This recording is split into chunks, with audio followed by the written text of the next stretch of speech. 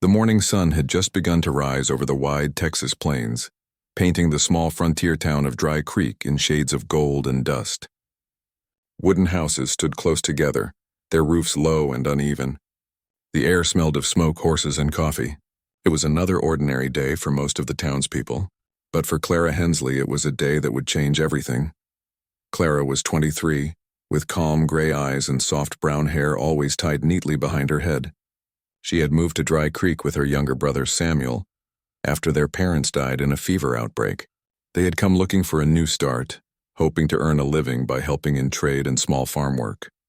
Life wasn't easy, but Clara had learned to smile through hardship. She worked part-time at the local schoolhouse and often visited the general store to sell eggs and butter from their small flock of hens. The townspeople knew her as quiet and polite. She never caused trouble, never raised her voice, and always greeted others with kindness. But not everyone saw her that way.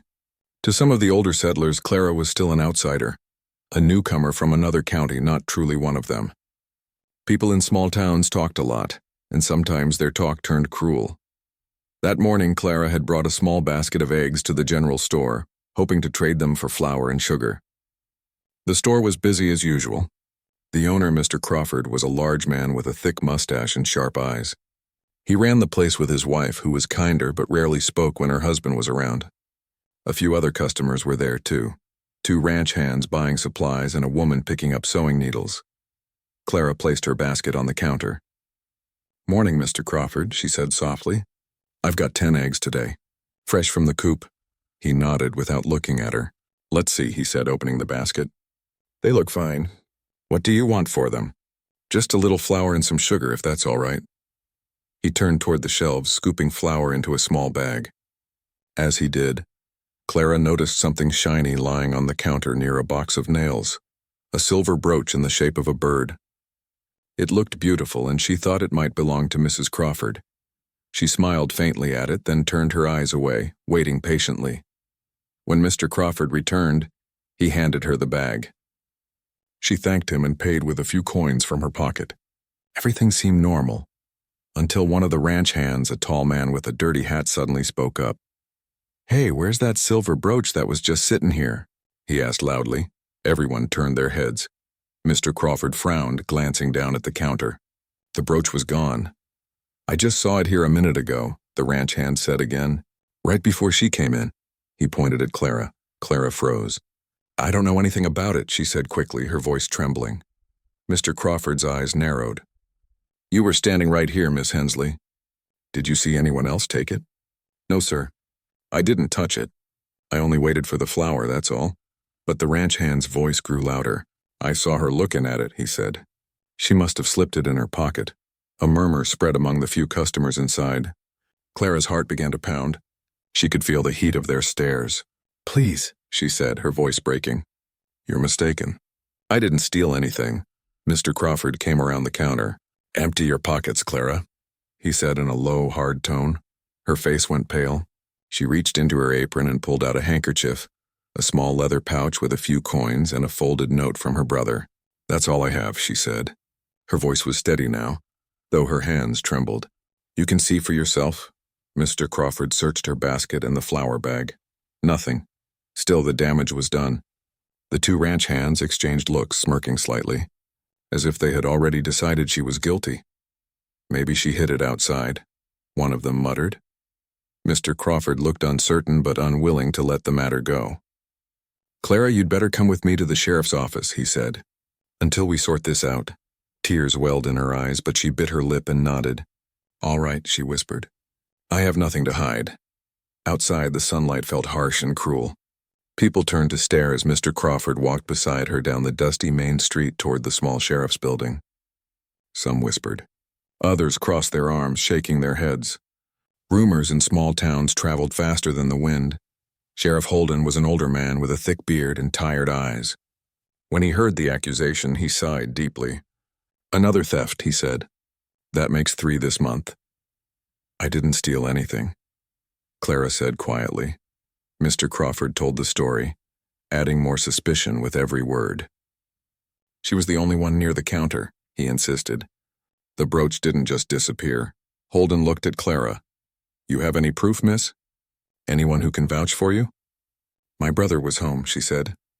But he wasn't there with me. The sheriff rubbed his chin. Well, I can't let you go until we figure this out. You'll stay here for now. Clara sat down on the wooden bench inside the small jail. The cell was open, but it felt like a cage. Her eyes stared at the wall, her thoughts spinning. She thought of Samuel waiting at home, wondering why she hadn't returned.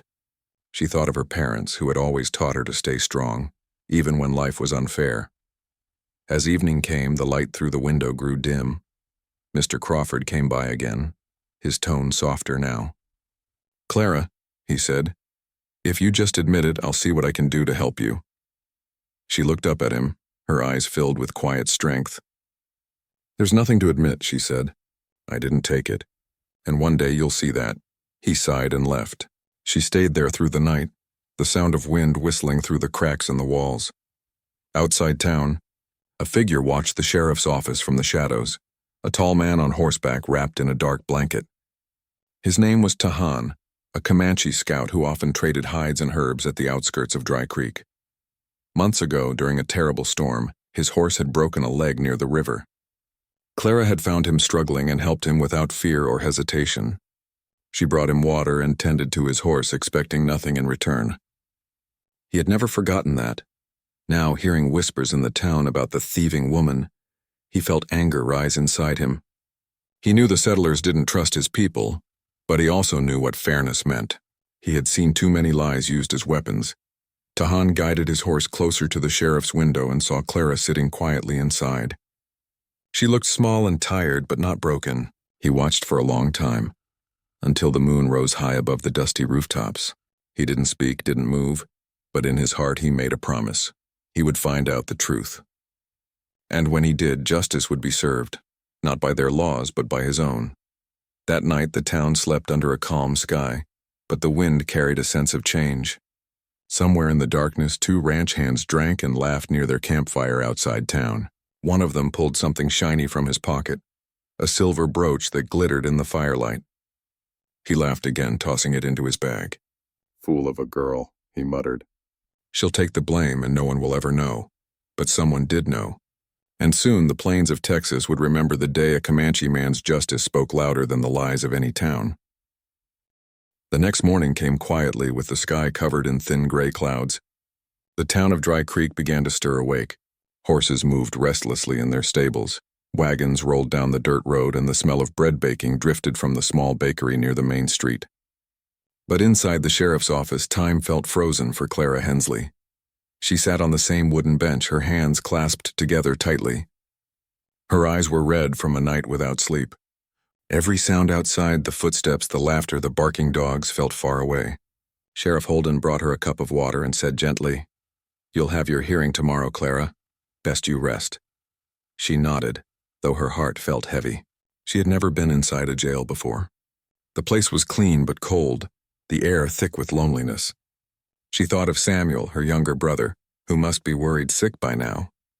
She had begged the sheriff to send word to him, but he had only said, "We'll see about that." The town, meanwhile, had already made up its mind. People whispered as they passed the sheriff's door. Some said the girl had been caught red-handed. Others said she had been framed, but most didn't care to know the truth. It was easier to believe a simple story. Outside town, a few miles away, Tahan sat on a ridge watching the sun climb slowly. His dark horse grazed beside him. He was silent, but his eyes were sharp, watching the distant roofs of Dry Creek. He had seen injustice before, many times. Settlers often distrusted his people, blaming them for any trouble that happened near the frontier. He had learned to stay quiet, to live between two worlds, the wild plains and the growing towns. But this time was different. He remembered the young woman who had helped him months ago. That day, when his horse had been hurt near the river, most settlers would have turned away. But Clara hadn't. She had walked right up to him with a calm, steady voice.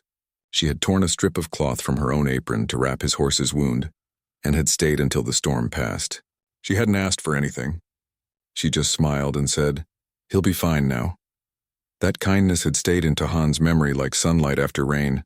So when he heard the men at the trading camp talking the night before, two ranch hands bragging about a stolen silver brooch and a foolish woman taking the blame, His heart burned with quiet anger. He didn't speak, but he listened. He noticed their names, Luke and Bryce, and saw where they camped. He decided he would not let this wrong go unanswered. By noon, Tahan rode his horse down toward Dry Creek. He stopped outside the general store, where Mr. Crawford stood sweeping the porch.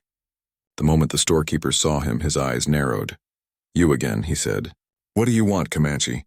Tahan's voice was calm. "I come to trade." Crawford hesitated. He never liked dealing with the tribes, but he also knew Tahan sometimes brought valuable herbs and skins. "What have you got?" he asked, though his tone was stiff. Tahan took a small pouch from his belt and opened it. Inside were dry herbs and a few carved beads. "Medicine," he said simply. "Good for fever." Crawford grunted and leaned closer, pretending to look interested. "All right, leave it. I'll see what I can give." As the man turned, Tahan asked, "The woman, Clara, you keep her in jail?" Crawford's face tightened. "That's none of your concern." "She helped me once," Tahan said quietly. "She is not a thief." Crawford gave a short, sharp laugh. "You people always think you know better. But this isn't your business." Tahan didn't answer. His dark eyes watched the man, cold and steady, until Crawford looked away. Then he turned and mounted his horse. As he rode off, he thought about what he had seen. The shopkeeper's nervousness, the way the ranch hands avoided his eyes the last time he saw them, all of it felt wrong. Meanwhile, in the sheriff's office, Clara sat silently as Sheriff Holden spoke with another deputy. Through the window, she could see a few children playing across the street. For a moment, she closed her eyes and tried to imagine being free again, walking home, cooking supper with Samuel, laughing about something small. But each time she tried to believe it, the faces of the townspeople appeared in her mind, the ones who had looked at her like she was already guilty. That afternoon, the door opened. Mr. Crawford came in holding his hat. "Sheriff," he said, "we'll need to take her to the county jail tomorrow morning." "The hearing's been moved there." Holden nodded. "All right. I'll arrange for a wagon at sunrise." Clara's heart sank. County jail was more than 20 miles away. Once she was taken there, proving her innocence would be nearly impossible. After Crawford left, the sheriff sighed. "I'm sorry, Clara, it's out of my hands now." "It's all right," she said softly. "I'll tell them the truth. That's all I can do." But deep inside, she feared the truth might not be enough. That night, the town grew quiet again. Only the sound of wind moved through the streets. Tahan waited near the edge of town, his horse tied behind a barn. He had followed Luke and Bryce earlier, and had seen them drinking outside their small camp near the river. He had watched them laugh, the silver brooch glinting by the firelight. He hadn't approached them yet. Not tonight. Instead, he waited for the right moment. He knew the sheriff would move the girl tomorrow. If he acted too late, she would be taken far away. Inside her cell, Clara couldn't sleep. She sat by the window looking at the stars. The night was cold, and she pulled her shawl tighter around her shoulders. "Please," she whispered to herself, "let the truth come out." She didn't know that, not far away, someone was already trying to make that happen. Tahan moved quietly through the shadows until he reached the back of the sheriff's building. The lantern inside was dim. Through the window, he saw Clara sitting alone, her face pale in the weak light. He didn't speak, but he made a small sound, a low whistle like the one he used when calming his horse. Clara turned her head, startled. Their eyes met through the glass. For a moment, neither moved.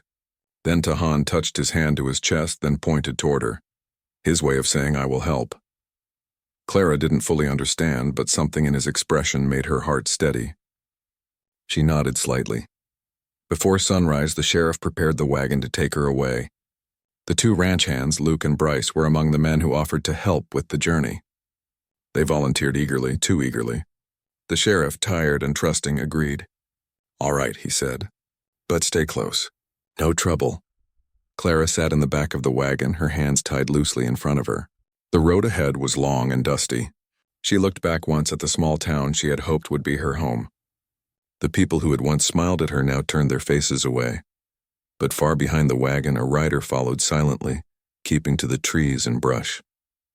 His horse moved without sound. It was Tahan. He knew the men with the sheriff were not to be trusted. He had seen them laughing about their plan. He didn't know yet how he would prove Clara's innocence. But he knew one thing for certain. He would not let her be taken away unfairly. The road wound through dry fields and across shallow streams. The sun rose slowly, casting long shadows. Dust rose behind the wheels, covering everything in a thin coat of gray. Clara sat still, her eyes on the horizon, her thoughts heavy but strangely calm.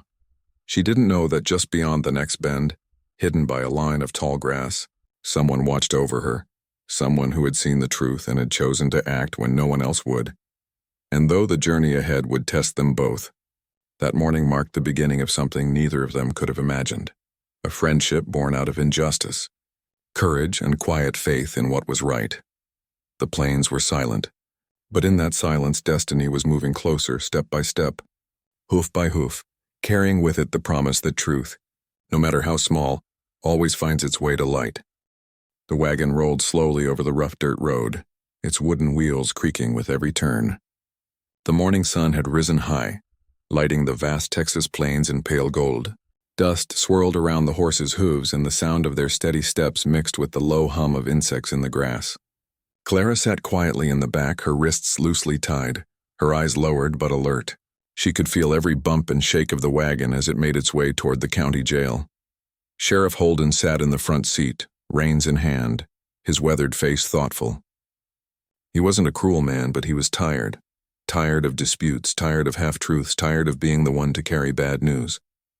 Behind him rode Luke and Bryce, the same ranch hands who had accused Clara. They had offered to help guide the wagon, though no one had asked them to. The sheriff didn't question their eagerness.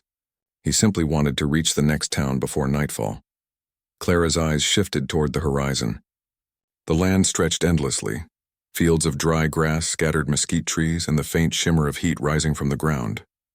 Somewhere out there, she thought, her brother Samuel must be searching for her or perhaps waiting with hope that she would return, but she had no way to send word. Her heart ached, but she tried to stay calm. Each time she closed her eyes, she reminded herself of her parents' words. Even when the world turns against you, truth is stronger than fear. She whispered those words under her breath like a prayer. Behind them, unseen, Tahan followed. His horse moved quietly along the edge of the road, keeping distance so no one would notice. The Comanche scout watched everything, the men, the road, the wagon. He had learned to see what others missed. From their careless laughter and the way the ranch hands whispered to each other, he could sense that they were not as innocent as they pretended to be. When the wagon stopped for a short rest near a small creek, Tahan stayed hidden behind the brush. Clara was allowed to step out and drink from her tin cup. The sheriff turned away to water his horse, and Luke and Bryce sat nearby talking softly. "You think she'll still deny it?" Luke said with a smirk. Bryce shrugged. "Doesn't matter. Once she's locked up, nobody'll care. We can sell that brooch in the next town and be done." Clara froze. She wasn't sure she had heard right, but the words struck her like cold rain. She turned slightly, pretending to wash her hands, and listened again. "The fool still thinks she'll get a fair hearing," Bryce said, laughing.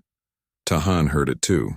From his hiding place, his sharp ears caught every word. His jaw tightened, but he didn't move.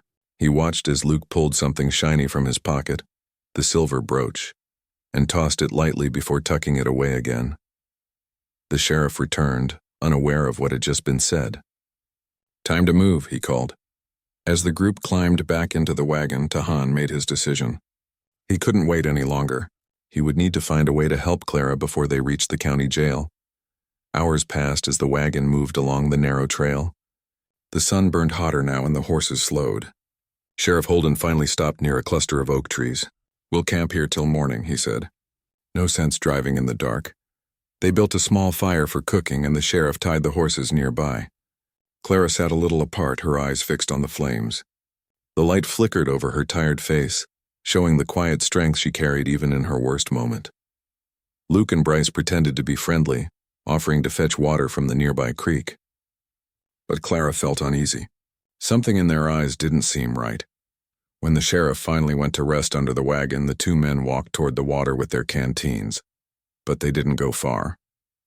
They stopped near the trees and began whispering again, unaware that someone else was already there. Tahan stood in the shadows, silent as the wind. His horse was tied behind him, hidden by tall grass. He waited until their voices grew clear. "Tomorrow," Luke said, "we'll ride ahead and get rid of the brooch. No one will ever know. Tahan took a deep breath. He knew he had to act soon, but not with anger. With proof. The woman's freedom depended on it. As the men returned toward the camp, Tahan quietly followed. He waited until they laid their blankets near the fire and pretended to sleep. The sheriff was already snoring softly. Clara sat awake, hugging her knees, her eyes lost in the glow of the flames. Then, from the darkness, a shadow moved. A hand touched her shoulder gently. She gasped, but stopped when she saw who it was. The familiar dark eyes, calm and steady, met hers. Tahan. "Don't speak," he whispered softly. His voice was low and calm, filled with trust. Clara stared in disbelief. "You," she whispered. "What are you doing here?" "Help," he said simply. "I know truth. You are not thief." Her eyes filled with tears. For the first time in days, hope flickered in her chest. "They have the brooch," she whispered. "I heard them." Tahan nodded. "I see it. Tomorrow I show proof. You must be brave." Before she could answer, he stepped back into the shadows and disappeared as quietly as he had come. Clara sat still, her heart pounding, but not from fear this time. She felt something she hadn't felt since her arrest. Faith that the truth would finally come. Morning came soft and golden. The air smelled of dew and grass. The sheriff woke early and began preparing the horses. Luke and Bryce acted cheerful, hiding their secret with forced smiles. Clara said nothing. As the wagon started moving again, Tahan rode ahead through the hills, taking a shorter path toward the county road. He had a plan now, one that would bring the truth into the open without harm. By midday, the trail led through a wide valley where travelers often stopped to rest. There, Tahan waited. He dismounted, walked to the open road, and waved his arm. The sheriff pulled the wagon to a stop, frowning. "Hold on," he said, squinting. "That's the Comanche scout." Tahan approached slowly, his hands raised to show peace. "Sheriff," he said calmly, "I bring something you need to see." Luke and Bryce stiffened in their seats, but the sheriff didn't notice. "What is it?" Tahan reached into his saddlebag and pulled out something wrapped in cloth. He opened it to reveal the silver brooch. "This belonged to her," he said, pointing toward Clara. "Found near river, in bag of these men." The sheriff's eyes widened. "What?" Clara gasped softly. Luke's face turned red. "That's a lie," he shouted, but his voice cracked. Tahan met his eyes calmly. "You talked last night, I hear." "I see." Sheriff Holden turned sharply to the ranch hands. "Is this true?"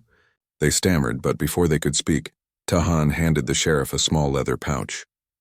Inside was another piece of proof, a torn scrap from Luke's saddlebag with the same initials that matched the brooch's case.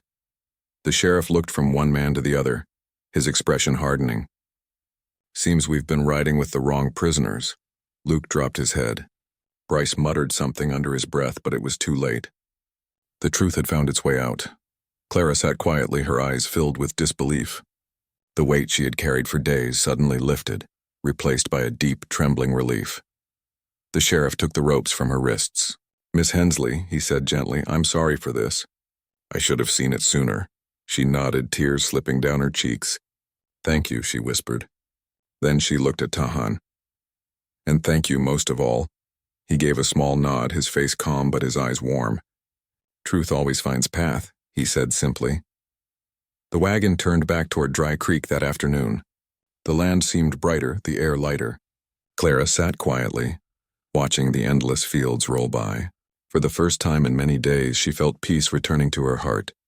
And riding beside the wagon, Tahan kept silent watch, the man who had chosen to stand for what was right, not with anger, but with quiet strength and honor. He knew this was not just about one woman's name. It was about justice, the kind that came not from fear or judgment, but from courage and truth. The wagon rolled slowly back toward Dry Creek, the sunlight casting long shadows across the dusty trail.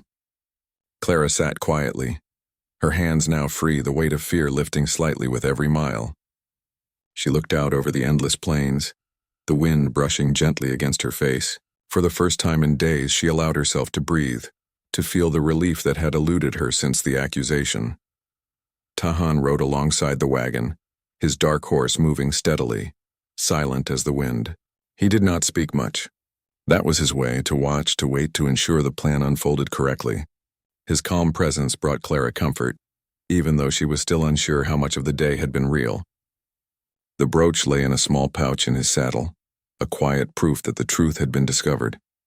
The ranch hands, Luke and Bryce, rode behind the wagon, their faces pale and tense. They no longer tried to hide their guilt. The evidence was undeniable. Clara felt a strange mixture of pity and anger for them. They had been so certain that they could trick the world, yet it took only one man, one person who believed in honesty, to unravel their lies. By mid-morning, they reached the edge of a shallow creek, a familiar spot where travelers often stopped to rest. The wagon pulled to the side and the sheriff tied the horses to nearby trees. Clara stepped down, her legs stiff from sitting for so long. The sun warmed her face, but the gentle breeze brought a sense of calm she hadn't felt in days. Tahan dismounted and approached. "We must be careful," he said quietly. "The men know truth now. They fear shame, not punishment." Clara tilted her head. "Shame?" she asked softly. "In my way, that is justice," he explained. "Not anger, not violence. They will learn respect for truth." Clara's eyes widened. She had never met anyone like him before. So calm, so certain, yet so kind. She felt a deep gratitude that words could not fully express. The sheriff stepped closer, holding the silver brooch in his hand. "Miss Hensley," he said, "I must admit I doubted you. But now it is clear. You are innocent. These men," he gestured to Luke and Bryce, "have been dishonest. Their actions speak louder than their words." Clara's throat tightened. "Thank you, sir," she said softly. Her voice wavered, but her eyes shone with relief. Tahan nodded toward the two ranch hands. "You will speak truth. You will show respect for her. That is way to heal wrong." Luke swallowed hard, his eyes downcast. Bryce fidgeted with the straps of his satchel. Neither spoke, but the weight of their guilt was clear. For a moment, silence stretched across the creek, broken only by the sound of flowing water. The sheriff examined the brooch carefully. "This is the one that went missing," he said. "Found in your bag, wasn't it?" He asked the men. "Yes, sir," Luke muttered reluctantly. Well, we shouldn't have taken it." Bryce nodded, unable to meet anyone's gaze. "We were wrong. We didn't think anyone would notice." Tahan stepped forward, his eyes steady. "Not enough to take without respect. Truth is always known. Now you know shame of lying." The men lowered their heads further. Clara watched quietly, her heart calm but full. She had feared that no one would believe her, that the world would think she was guilty forever.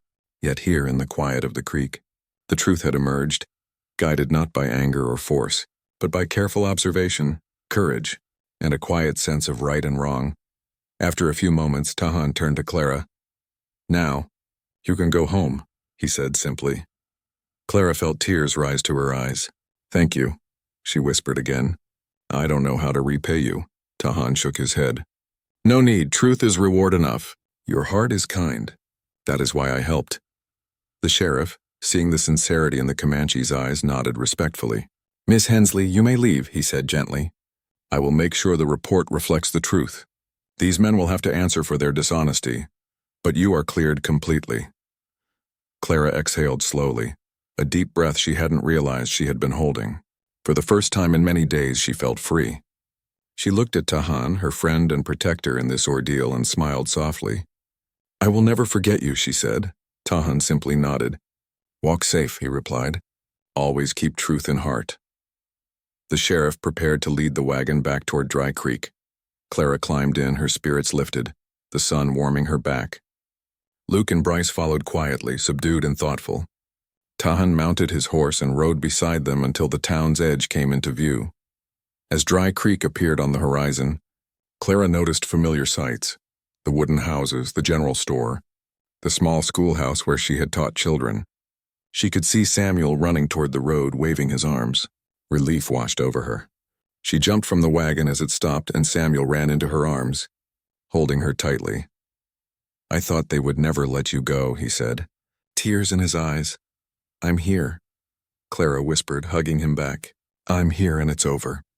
From a distance, Tahan watched quietly. He did not rush forward to join them. His work was not to claim thanks or recognition, but simply to ensure justice. Yet he allowed himself a small, satisfied smile.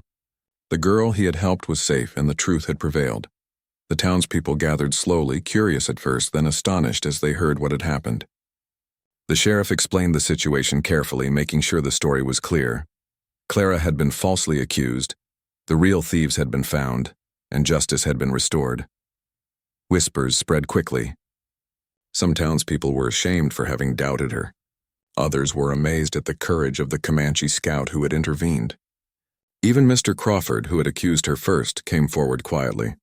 "I misjudged you, Clara," he said. "I'm sorry. You have shown patience and honesty."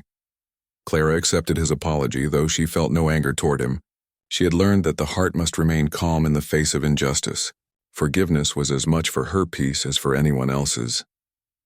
As the sun began to set, Clara walked back to her home with Samuel, the weight of days of fear lifting from her shoulders. She looked back once toward the horizon, where Tahan had disappeared into the hills, his horse moving silently. She would never forget him, not only because he had saved her, but because he had reminded her that courage and truth could change the course of a life. That night, as she sat with Samuel by the small fire in their cabin, Clara reflected on the events that had unfolded. She realized that justice was not always swift or easy. Sometimes it came quietly, through the eyes of someone who saw the truth when others turned away. And sometimes it came from those who understood honor, respect, and kindness better than anyone else. In her heart, she knew that life in Dry Creek would never be quite the same. People would speak of her ordeal for years to come, but she also knew something more important: the lesson of hope, courage, and the quiet power of doing what is right. Tahan, riding across the plains under the fading light, thought of the girl he had helped. He felt a calm satisfaction, a quiet joy that came from seeing justice done without the need for force or anger. He had acted not out of pride, but out of the simple understanding that every life deserves fairness. And as night fell over the Texas plains, the stars shining above, a sense of peace settled over both the town and the girl who had been falsely accused. It was a peace that came from truth, honor, and the quiet courage of a man who had chosen to act when no one else would. Clara slept that night with Samuel by her side, her dreams free of fear. The brooch had been returned, the truth known, and the town of Dry Creek had witnessed something it would not soon forget. That honesty, courage, and justice, even in the smallest forms, could shine brighter than any fear or false accusation.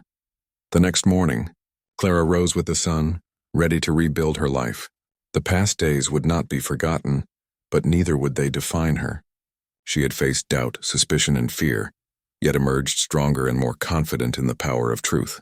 And somewhere far beyond the hills, Tahan continued his watch over the plains, a quiet guardian of honor and justice.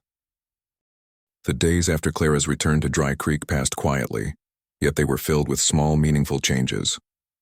Life seemed almost ordinary at first. Samuel went about his chores, helping their small flock of hens, while Clara returned to her work at the schoolhouse and tended to the modest garden behind their cabin.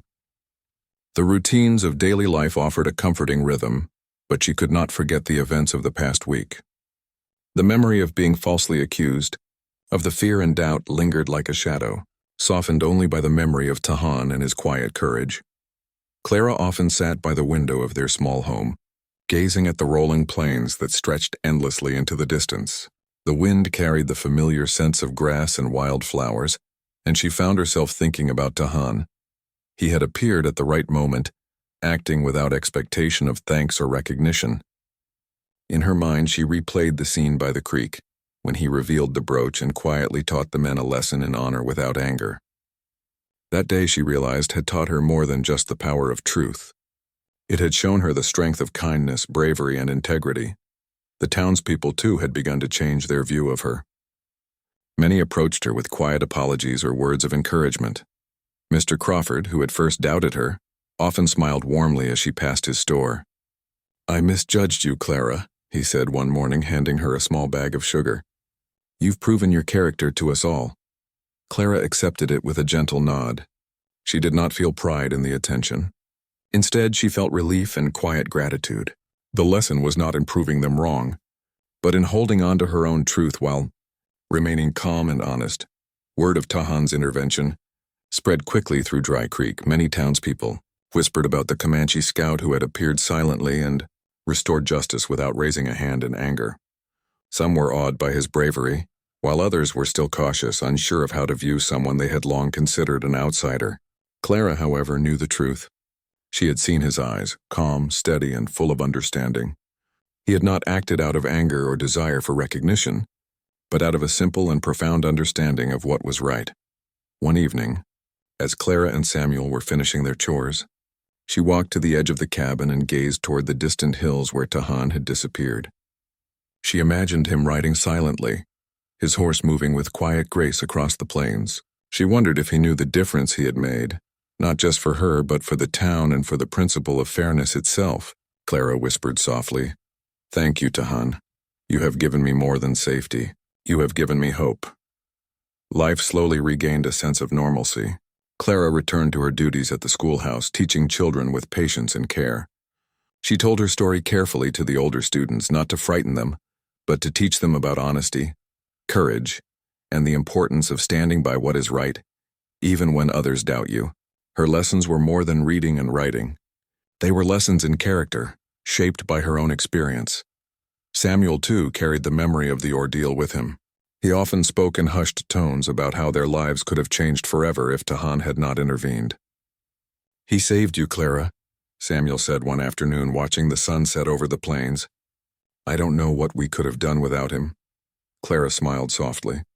"We didn't save ourselves, Samuel," she said, "but we can live our lives remembering how courage and truth can come from the most unexpected places." The silver brooch, which had caused so much trouble, was carefully placed in a small wooden box at home. It became more than a simple piece of jewelry. It became a symbol of justice, integrity, and the power of truth. Clara often looked at it and remembered the lessons it carried.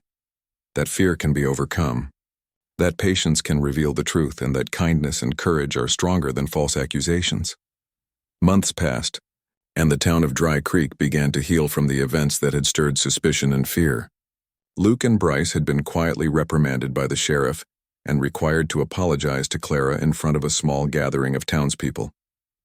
They were instructed to make amends and live with the knowledge of their wrongdoing, learning the consequences of dishonesty in a way that required reflection rather than punishment.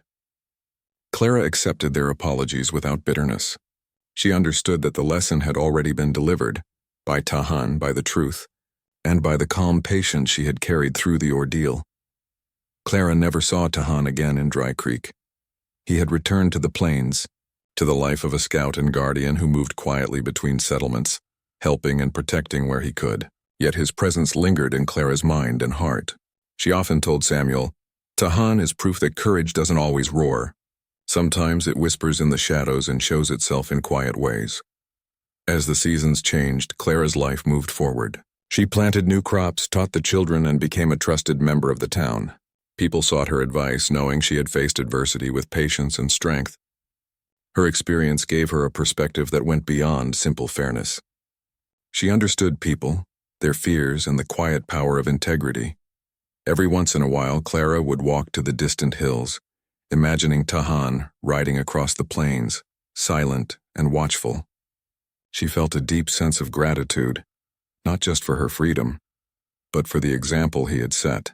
He had shown her that justice does not always need anger, that courage can be quiet, and that kindness can carry a strength far greater than force. One spring morning, Clara sat in the schoolhouse with her students, teaching them a lesson in honesty and fairness. She held up the silver brooch carefully, letting the sunlight reflect off its surface. "This," she said softly, "is a reminder. Truth is strong even when it seems hidden. Courage can come from unexpected places, and kindness, even in silence, can protect us when the world seems unfair." The children listened with wide eyes, captivated by her story.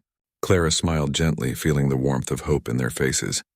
She knew that her experience, though painful, had given her the ability to teach not just facts, but values that would guide these young minds for years to come.